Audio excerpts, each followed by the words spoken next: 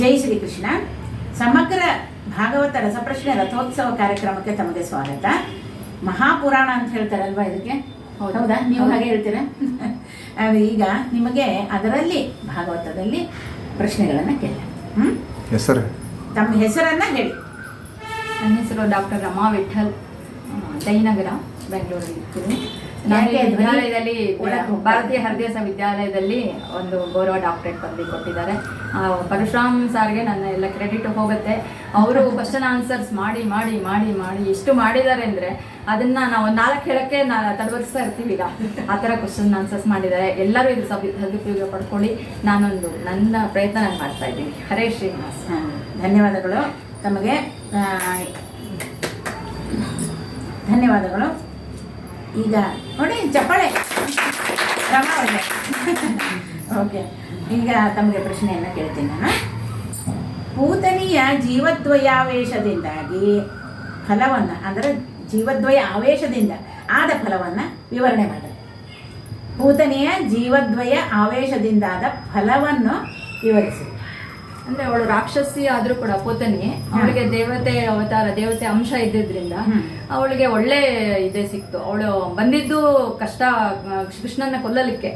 ಕೃಷ್ಣನ್ ಕೊಂದು ವಿಷದಿಂದ ಕೊಲ್ಲಬೇಕು ಅಂತ ಬಂದ್ರು ಕೂಡ ಅವಳ ಇರೋ ದೇವತೆ ಆವೇಶದಿಂದ ಅವಳಿಗೆ ಒಳ್ಳೆ ಜನ್ಮನೇ ಸಿಕ್ತು. ಅದಕ್ಕೊಂದು ಕಾರಣ ಏನು?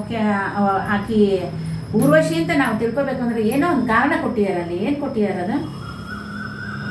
ದೇವತಾ ಅಂಶ. ಕರೆಕ್ಟ್ ಇದೆ, ಉತ್ತರ ಕರೆಕ್ಟ್ ಇದೆ. ಆದ್ರೆ ಅಲ್ಲಿ ಕಾರಣ ಏನು? ಕೊಲ್ಲಲಿಕ್ಕೆ ಅಂತ ಬರ್ತಾಳೆ, ಅಂದ್ರೆ ವಿಷಪಾನ ಮಾಡಿಸ್ಲಿಕ್ಕೆ ಅಂತ ಬಂದು ಕ್ಷೀರವನ್ನ ಉಳಿಸ್ತಾಳಂತೆ. ಅಂದ್ರೆ ದೇವರೇ ಮಾಡಿಸೋದು ಅದನ್ನ, ನಾನೇ ಅವಳ ಕೈಯಲ್ಲಿ ಮಾಡಿಸಿ ಅವಳಿಗೆ ಬಲ ಅಂತ. ಯಾಕಂದ್ರೆ ಆಕಿಗೆ ಕೈವಲ್ಯನೇ ಆಗ್ತದೆ, ಸ್ವರ್ಗಾದಿ ಲೋಕಗಳೇ ಸಿಗ್ತದೆ. ಪೂತನಿಗೆ ತಮಸ್ಸ. ಯಾವುದೇ ಒಂದು ಕರ್ಮ ಮಾಡ್ಬೇಕಾದ್ರೂ ದೇವರೇ ಕಾರಣ ಇರ್ತಾರೆ. ಅದು ಕೆಟ್ಟ ಫಲವಾಗ್ಲಿ ಒಳ್ಳೆ ಫಲವಾಗ್ಲಿ ಅದನ್ನ ಪ್ರಯತ್ನಕ್ಕೆ ತಕ್ಕ ಫಲ ಸಿಗುತ್ತೆ. ಸರಿಯಾದ ಉತ್ತರ. ಪ್ರಶ್ನೆ ಹೋಗೋಣ. ಸ್ವಯಂಭುವ ಮನ್ವಂತರದಲ್ಲಿನ ಋಷಿಗಳು ಯಾರು? ಸ್ವಯಂಭುವ ಮನ್ವಂತರದಲ್ಲಿನ ಋಷಿಗಳು ಯಾರು? ಯಜ್ಞ ಅಲ್ಲ, ಸ್ವಯಂಭು ಮನ್ವಂತರದಲ್ಲಿ ಋಷಿಗಳು ಯಾರು ಹೇಳಿ? ಮರೀಚಿ, ಅತ್ರಿ, ಅಂಗಿರಸ, ಪುಲಹ ಎಲ್ಲ ಬರ್ತಾರೆ. 7 ಮರೀಚಿ ಋಷಿಗಳು. ಮರೀಚಿ ಮುಖ್ಯವಾದಂತಹ ಸ್ವಯಂಭುವ ಮನ್ವಂತರದಲ್ಲಿನ ಋಷಿಗಳು. ಅವ್ರು ಯಾರು? ಮರೀಚಿ ಮುಖ್ಯ ಅಂತ ಇಲ್ಲಿ ಹೇಳಿದ್ರು. ಸರಿಯಾದ ಉತ್ತರ ಮರೀಚಿ. ಸ್ವಲ್ಪ ಮರ್ತಂಗಾಗಿದೆ, ತುಂಬಾ ದಿವಸ ಆಯ್ತು ಭಾಗವತ ಎಕ್ಸಾಮ್ ಎಲ್ಲ ತಗೊಂಡು. ಇಲ್ಲ, ಮರ್ಯಾದ ಮನುಷ್ಯನಿಗೆ ಸಹಜವಾಗಿದ್ದು. ಆ ಗುಣ ದೇವತೆಗಳಲ್ಲೂ ಇರ್ತದ ಅಂತ ಕೇಳ್ತಾನೆ. ಬೇರೆ ಯಾರೋ ಅರ್ಜುನ ಇದರಲ್ಲಿ ಏನೋ ಖಾಂಡವನವನ್ನ ಇದು ಮಾಡಿದಾಗ, ಏನೋ ದಹನ ಮಾಡ್ತಾ ಇರುವಾಗ ಕೇಳ್ತಾನೆ, ಆ ಗುಣ ದೇವತೆಗಳಾದ ನಿಮ್ಮಲ್ಲೂ ಇದೆ ಅಂತ ಕೇಳ್ತಾನೆ ಬೇರೆ. ಅಂದ್ರೆ ಅದು ನಮ್ಮ ಮನುಷ್ಯನಿಗೆ ಎಷ್ಟು ಸಹಜವಾದ ಗುಣ ಅಂತ ಮರೆಯೋದು. ಅದಕ್ಕೆ ಹರಿಭಜನೆ ಮಾಡೋ ನಿರಂತರ ಪರಗತಿಗಿದು ನಿರ್ಧಾರ. ನಾವು ಅಲ್ಲಿಗೆ ಬರ್ಬೇಕು. ಅಂದ್ರೆ ಮಾಡ್ತಾ ಇದ್ರೆ ಅಭ್ಯಾಸ ಬಲದಿಂದ ಆಗತ್ತೆ ಅಂತ ಗೀತೆಯಲ್ಲಿ ಕೂಡ ಹೇಳ್ತಾನೆ ಪರಮಾತ್ಮ. ಅಭ್ಯಾಸ ಬಲ ಅಷ್ಟೇ. ಅಜಾಮಿಳನ ಹೆಸರು ಕರೆದ್ನಲ್ಲ ನಾರಾಯಣ ಅಂತ. ಅವನು ನಾರಾಯಣ ದೇವ್ರನ್ನ ಕರೀದೇ ಇರ್ಬೋದು, ಆದ್ರೆ ಅವನು ನಾರಾಯಣ ಅನ್ನೋದು ದೇವ್ರು ಅಂತ ಯಾವ್ದೋ ಇದರಲ್ಲಿ ಅವಾಗ ಫ್ಲಾಶ್ ಆಯ್ತು. Immediately flash. ಮಗನ ಹೆಸರು ಕರೆದ್ರು ಕೂಡ ದೇವ್ರ ಹೆಸರು ಆಯ್ತು. ಅದೇ. ಇನ್ನು ಮುಂದಿನ ಪ್ರಶ್ನೆಗೆ ಹೋಗೋಣ. ಮನುರಾಜನು ವಿರಕ್ತನಾಗಿ ಶತರೂಪೆಯೊಂದಿಗೆ ಕೂಡಿಕೊಂಡು ಕಠಿಣವಾದ ತಪಸ್ಸನ್ನು ಮಾಡೋದು ಅದು ಅಲ್ಲ. ಈಗ ಮನುರಾಜನ ತಪವನ್ನು ಭಂಗಗೊಳಿಸಲು ಬಂದವರನ್ನು ಯಾರು ವಧಿಸಿದರು? ಮನುರಾಜನ ತಪವನ್ನು ಭಂಗಗೊಳಿಸಲು ಬರ್ತಾರೆ, ಅವರನ್ನ ಯಾರು ಇದು ಮಾಡ್ತಾರೆ? ಏನು ವಧಿಸ್ತಾರೆ, ಅಂದ್ರೆ ಹತ್ಯೆ ಮಾಡ್ತಾರೆ. ಯಾರು ಮಾಡ್ತಾರೆ? ಮೇಡಮ್. ಯಾಕೆ ಬೇರೆ ಟೆನ್ಷನ್ ಮಾಡ್ಕೊಂಡಿರಿ? ಯಾರು? ಸಾಕ್ಷಾತ್ ಅವನೇ ಶ್ರೀಹರಿಯೇ ಮಾಡ್ತಾನೆ. ಯಜ್ಞ ಮೂರ್ತಿ ಶ್ರೀಹರಿಯೇ ಮಾಡ್ತಾನೆ. ಸಂಹಾರ ಮಾಡಿ ಅವ್ರನ್ನ ಆ ತಪಸ್ಸು ಭಂಗವಾಗದಂತೆ ಕಾಪಾಡ್ತಾನೆ. ಸರಿಯಾದ ಉತ್ತರ ನಾನು.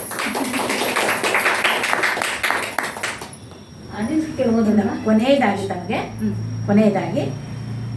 ಶ್ರೀಹರಿಯು ಅದೃಶ್ಯನಾಗಿ ಆಕಾಶದಲ್ಲಿ ನಿಂತು ಬ್ರಹ್ಮದೇವರಿಗೆ ಮಾತ್ರ ಕೇಳಿಸುವಂತೆ ಏನು ಆದೇಶವನ್ನು ನೀಡುತ್ತಾನೆ? ಶ್ರೀಹರಿಯು ಅದೃಶ್ಯನಾಗಿ ಅಂದರೆ ಏನಂತಾರೆ ಅದಕ್ಕೆ ಆಕಾಶವಾಣಿ ನಿಂತು ಶರೀರವಾಣಿ ಬ್ರಹ್ಮದೇವರಿಗೆ ಮಾತು ಕೇಳಿಸುವಂತೆ ಏನು ಆದೇಶವನ್ನ ನೀಡ್ತಾನೆ. ಅದೇ 8 ಮಕ್ಕಳುಗಳಲ್ಲಿ ಕೊನೆಯದಾಗಿ ಹುಟ್ಟವನೇ ನೀನು ಕೊಲ್ಲೋದು ಅಂತ ಆಶಯವಾಣಿ ತಿಳಿಸ್ತಾನೆ ಅನ್ಸುತ್ತೆ. ಈಗ ಏನಂದ್ರೆ ಅದನ್ನೇ ನೀವು ನಿಜ 8ನೇ ಇದು ಶಿಶುವಿಂದ ನಿನ್ಗೆ ಹತ್ಯೆ ಆಗತ್ತೆ ಅನ್ನೋದು ನಿಜ.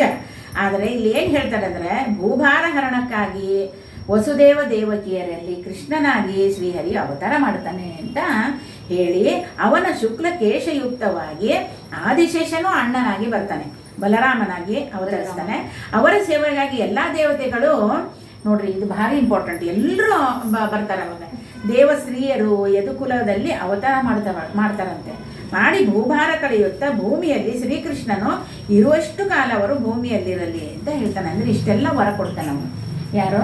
ಬ್ರಹ್ಮದೇವರು. ಪರಮಾತ್ಮ ಬರ್ತಾ ಇದ್ದಾನೆ ಅಂದ್ರೆ ಎಲ್ಲ ಪರಿಕರ, ಈಗ ಸ್ವಾಮಿಗಳು ಬರ್ತಾರೆ ಅಂತಂದ್ರೆ ಮೊದಲು ಮುಂದೆ ಒಂದು ದೊಡ್ಡ ಗಾಡಿ ಹೋಗುತ್ತೆ, ಎಲ್ಲ ಪೂಜಾ ಸಾಮಗ್ರಿಗಳು ಅದು ಇದು ತಗೊಂಡು. ಅಂತ ದೇವಾದಿ ದೇವ ಬರ್ತಾ ಇದ್ದಾನೆ ಅಂದ್ರೆ ಎಲ್ಲ ದೇವತೆಗಳೇ ಬಂದ್ಬಿಡ್ತಾರೆ. ದೇವತೆಗಳು ಬಂದು ಅವತಾರ ಮಾಡಿ ಅವರೆಲ್ಲ ಅನಂತ ಕಾಲದೊಳಗೆ ಸುಖವಾಗಿದ್ದು ಆಮೇಲೆ ಆ ಲೋಕವನ್ನು ಸೇರ್ತಾರೆ ಅಂತ ವಿಷಯವನ್ನ ಇಲ್ಲಿ ಹೇಳ್ತಾರೆ. ಹೇಗೆ ಬರ್ತಾನೆ ಪರಮಾತ್ಮ? ಕೊಳಲನು ದುವದು ಬಲು ಚಂದ, ಕೊಳಲನು ದುದ್ದ ಬಂದ ಗೋಪಿಯ ಕಂದ, ಕೊಳಲನು ದುವದು ಬಲು ಚಂದ. ಹೆಂಗ್ ಬಂದ? ಹಿಂದೆ ಗೋವುಗಳ ಹಿಂಡು ಮುಂದೆ ಗೋಪಾಲರ ದಂಡು, ಹಿಂದೆ ಗೋವುಗಳ ಹಿಂಡು ಮುಂದೆ ಗೋಪಾಲರ ದಂಡು,